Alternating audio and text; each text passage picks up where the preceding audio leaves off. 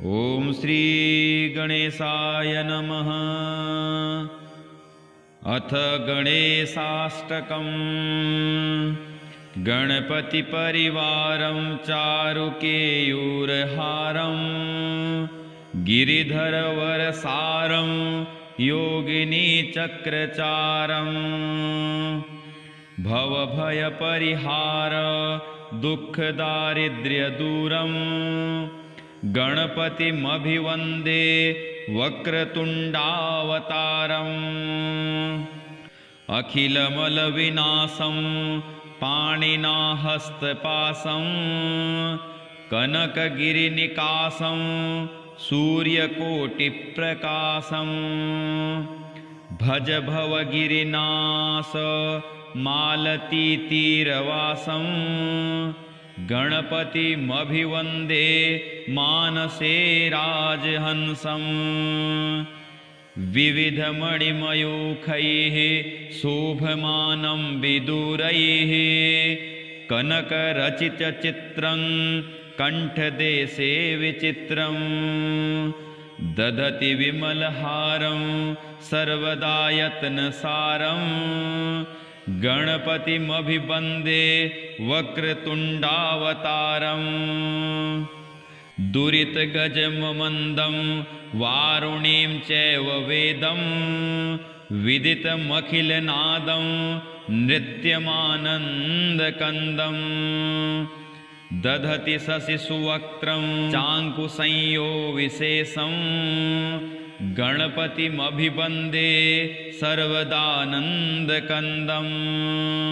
त्रिनयनयुतभाले शोभमाने विशाले मुकुटमणिसुढाले मौक्तिकानां च जाले धवलकुसुममाले यस्य शीर्ष्णः सताले गणपतिमभिवन्दे सर्वदा चक्रपाणिं। वपुषि महति रूपं पीठमादौ सुदीपं तदुपरि रसकोणं यस्य चोर्ध्वं त्रिकोणं गजमितलदलपद्मं संस्थितं चारुच्छद्मं गणपतिमभिवन्दे कल्पवृक्षस्य वृन्दे। वरदविशदशस्तं दक्षिणं यस्य हस्तं हृदयमभयदं तं चिन्तये चित्तसंस्थं। सबलकुटिलशुण्ड चैकतुण्डं द्वितुण्डं गणपतिमभिवन्दे सर्वदा वक्रतुण्डं।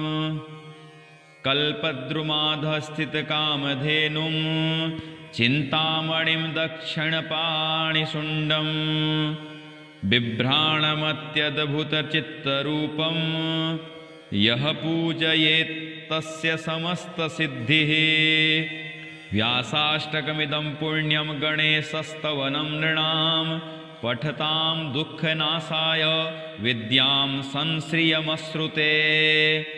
इति श्री पद्मपुराणे उत्तरखण्डे व्यासविरचितं गणेशाष्टकं श्रीगणपतिचरणार्पणमस्तु।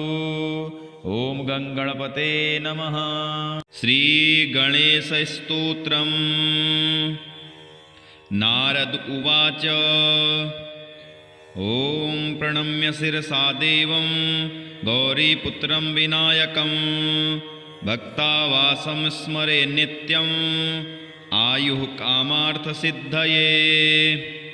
प्रथमं वक्रतुण्डं च एकदन्तं द्वितीयकं तृतीयं कृष्णपिङ्गाक्षं गजवक्त्रं चतुर्थकं लम्बोदरं पञ्चमं च षष्ठं विकटमेव च सप्तमं विघ्नराजेन्द्रं धूम्रवर्णं तथाष्टमं नवमं भालचन्द्रं च दशमं तु विनायकम् एकादशं गणपतिं द्वादशं तु गजाननं द्वादशे स्थानि नामानि त्रिसन्ध्यं यः पठेन्नरः न च विघ्नभयं तस्य सर्वसिद्धिकरः परं।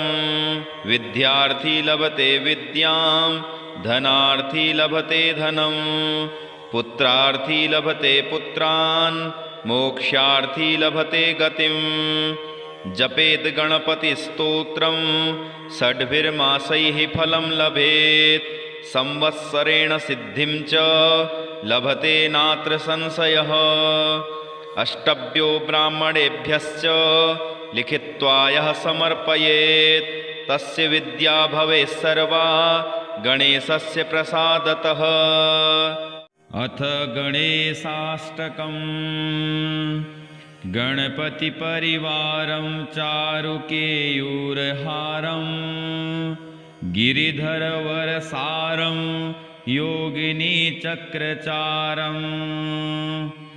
भवभयपरिहार दुःखदारिद्र्यदूरं गणपतिमभिवन्दे वक्रतुण्डावतारम् अखिलमलविनाशं पाणिना हस्तपाशं कनकगिरिनिकाशं सूर्यकोटिप्रकाशं भज भवगिरिनाश मालतीतीरवासं गणपतिमभिवन्दे मानसे राजहंसं विविधमणिमयूखैः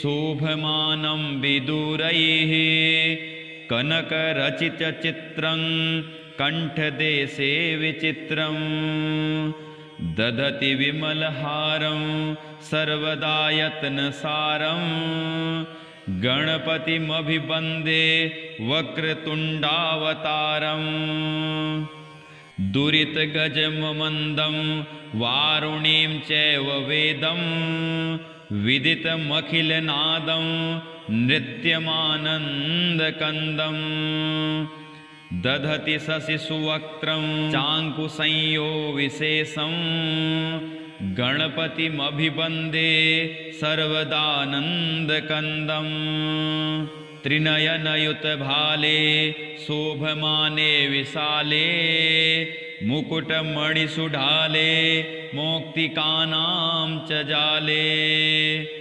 धवलकुसुममाले यस्य शीर्ष्णः सताले गणपतिमभिवन्दे सर्वदा चक्रपाणिं वपुषि महति रूपं पीठमादौ सुदीपं तदुपरि रसकोणं यस्य चोर्ध्वं त्रिकोणं गजमितलदलपद्मं संस्थितं चारुच्छद्मं गणपतिमभिवन्दे कल्पवृक्षस्य वृन्दे वरदविशदशस्तं दक्षिणं यस्य हस्तं हृदयमभयदं तं चिन्तये चित्तसंस्थं सबलकुटिलशुण्ड चैकतुण्डं द्वितुण्डं गणपतिमभिवन्दे सर्वदा वक्रतुण्डं कल्पद्रुमाधस्थितकामधेनुं चिन्तामणिं दक्षिणपाणिशुण्डं बिभ्राणमत्यद्भुतचित्तरूपं यः पूजयेत् तस्य समस्तसिद्धिः व्यासाष्टकमिदं पुण्यं गणेशस्तवनं नृणां पठतां दुःखनाशाय विद्यां संश्रियमश्रुते इति श्री पद्मपुराणे उत्तरखण्डे व्यासविरचितं गणेशाष्टकं श्रीगणपतिचरणार्पणमस्तु। ओम गणपते नमः। श्रीगणेशस्तोत्रम्। नारद उवाच ओम प्रणम्य शिरसा देवं गौरीपुत्रं विनायकं भक्तावासं स्मरे नित्यं आयुः कामार्थसिद्धये। प्रथमं वक्रतुण्डं च एकदन्तं द्वितीयकं तृतीयं कृष्णपिङ्गाक्षं गजवक्त्रं चतुर्थकं लम्बोदरं पंचमं च षष्ठं विकटमेव च सप्तमं विघ्नराजेन्द्रं धूम्रवर्णं तथाष्टमं नवमं भालचन्द्रं च दशमं तु विनायकम् एकादशं गणपतिं द्वादशं तु गजाननं द्वादशे स्थानि नामानि त्रिसन्ध्यं यः पठेन्नरः न च विघ्नभयं तस्य सर्वसिद्धिकरः परं विद्यार्थी लभते विद्यां धनार्थी लभते धनं पुत्रार्थी लभते पुत्रान् मोक्षार्थी लभते गतिं जपेत गणपतिस्तोत्रं षड्भिर्मासैः फलं लभेत् संवत्सरेण सिद्धिं च लभते नात्र संशयः अष्टभ्यो ब्राह्मणेभ्यश्च लिखित्वा यः समर्पयेत् तस्य विद्या भवेत् सर्वा गणेशस्य प्रसादतः। अथ गणेशाष्टकम् गणपतिपरिवारं चारुकेयूरहारं गिरिधरवरसारं योगिनीचक्रचारं भवभयपरिहार दुःखदारिद्र्यदूरं गणपतिमभिवन्दे वक्रतुण्डावतारम् अखिलमलविनाशं पाणिना हस्तपाशं कनकगिरिनिकाशं सूर्यकोटिप्रकाशं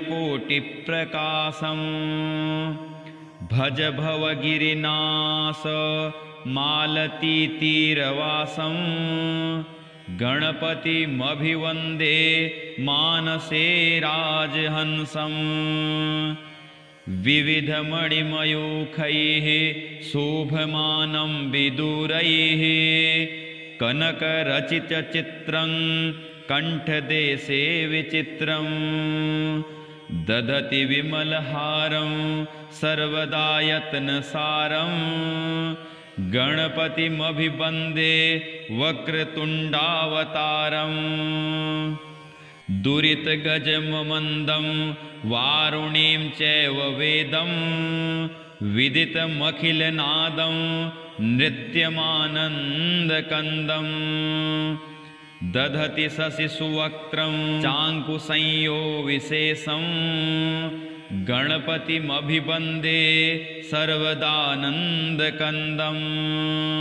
त्रिनयनयुतभाले शोभमाने विशाले मुकुटमणिसुढाले मौक्तिकानां च जाले धवलकुसुममाले यस्य शीर्ष्णः सताले गणपतिमभिवन्दे सर्वदा चक्रपाणिं वपुषि महति रूपं पीठमादौ सुदीपं तदुपरि रसकोणं यस्य चोर्ध्वं त्रिकोणं गजमितलदलपद्मं संस्थितं चारुच्छद्मं गणपतिमभिवन्दे कल्पवृक्षस्य वृन्दे वरदविशदशस्तं दक्षिणं यस्य हस्तं हृदयमभयदं तं चिन्तये चित्तसंस्थं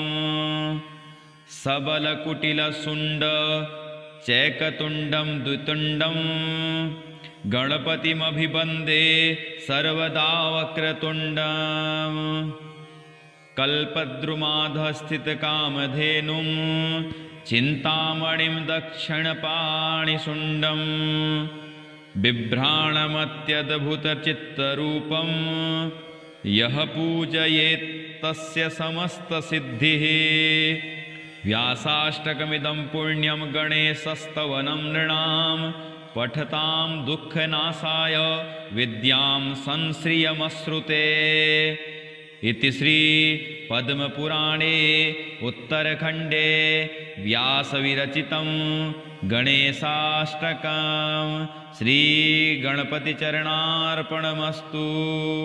ओम गणपते नमः। श्रीगणेशस्तोत्रम्।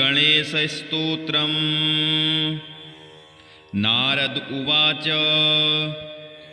ओम प्रणम्य शिरसा देवं गौरीपुत्रं विनायकं भक्तावासं स्मरे नित्यम् आयुः कामार्थसिद्धये। प्रथमं वक्रतुण्डं च एकदन्तं द्वितीयकं तृतीयं कृष्णपिङ्गाक्षं गजवक्त्रं चतुर्थकं लम्बोदरं पञ्चमं च षष्ठं विकटमेव च सप्तमं विघ्नराजेन्द्रं धूम्रवर्णं तथाष्टमं नवमं भालचन्द्रं च दशमं तु विनायकम् एकादशं गणपतिं द्वादशं तु गजाननं द्वादशे स्थानि नामानि त्रिसन्ध्यं यः पठेन्नरः न च विघ्नभयं तस्य सर्वसिद्धिकरः परं। विद्यार्थी लभते विद्यां धनार्थी लभते धनं पुत्रार्थी लभते पुत्रान् मोक्षार्थी लभते गतिं। जपेत गणपतिस्तोत्रं षड्भिर्मासैः फलं लभेत् संवत्सरेण सिद्धिं च लभते नात्र संशयः।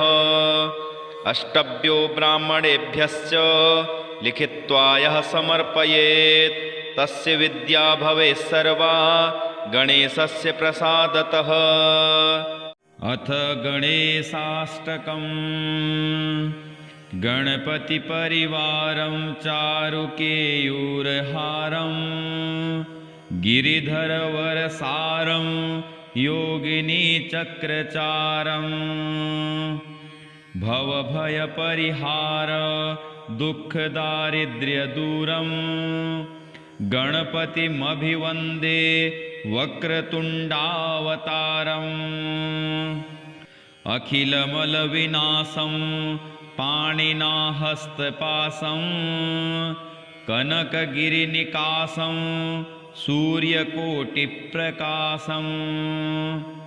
भज भवगिरिनाश मालतीतीरवासं गणपतिमभिवन्दे मानसे राजहंसम्।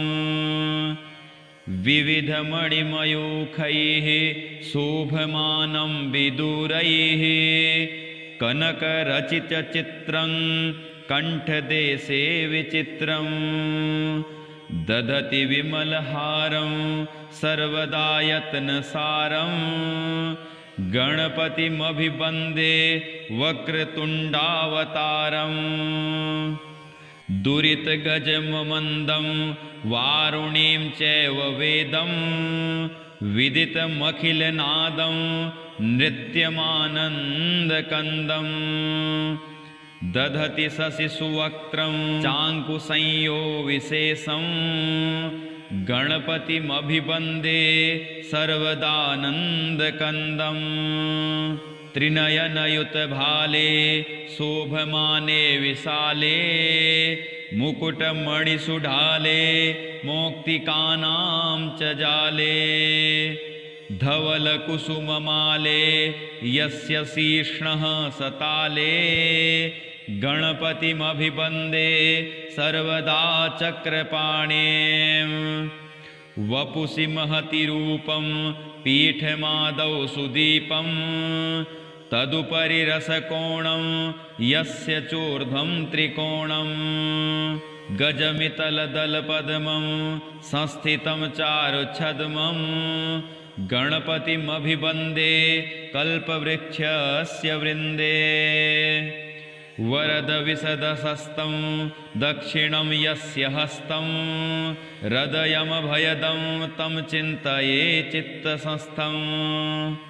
सबलकुटिलशुण्ड चैकतुण्डं द्वितुण्डं गणपतिमभिवन्दे सर्वदा वक्रतुण्डं। कल्पद्रुमाधस्थितकामधेनुं चिन्तामणिं दक्षिणपाणिशुण्डं बिभ्राणमत्यद्भुतचित्तरूपं यः पूजयेत् तस्य समस्तसिद्धिः। व्यासाष्टकमिदं पुण्यं गणेशस्तवनं नृणां पठतां दुःखनाशाय विद्यां संश्रियमश्रुते। इति श्री पद्मपुराणे उत्तरखण्डे व्यासविरचितं गणेशाष्टकं श्रीगणपतिचरणार्पणमस्तु। ॐ गणपते नमः। श्रीगणेशस्तोत्रम्। नारद उवाच ॐ प्रणम्य शिरसा देवं गौरीपुत्रं विनायकं भक्तावासं स्मरे नित्यम् आयुः कामार्थसिद्धये। प्रथमं वक्रतुण्डं च एकदन्तं द्वितीयकं तृतीयं कृष्णपिङ्गाक्षं गजवक्त्रं चतुर्थकं लम्बोदरं पञ्चमं च षष्ठं विकटमेव च सप्तमं विघ्नराजेन्द्रं धूम्रवर्णं तथाष्टमं नवमं भालचन्द्रं च दशमं तु विनायकम् एकादशं गणपतिं द्वादशं तु गजाननं द्वादशे स्थानि नामानि त्रिसन्ध्यं यः पठेन्नरः न च विघ्नभयं तस्य सर्वसिद्धिकरः परं। विद्यार्थी लभते विद्यां धनार्थी लभते धनं पुत्रार्थी लभते पुत्रान् मोक्षार्थी लभते गतिं। जपेत गणपतिस्तोत्रं षड्भिर्मासैः फलं लभेत् संवत्सरेण सिद्धिं च लभते नात्र संशयः। अष्टभ्यो ब्राह्मणेभ्यश्च लिखित्वा यः समर्पयेत् तस्य विद्या भवेत् सर्वा गणेशस्य प्रसादतः।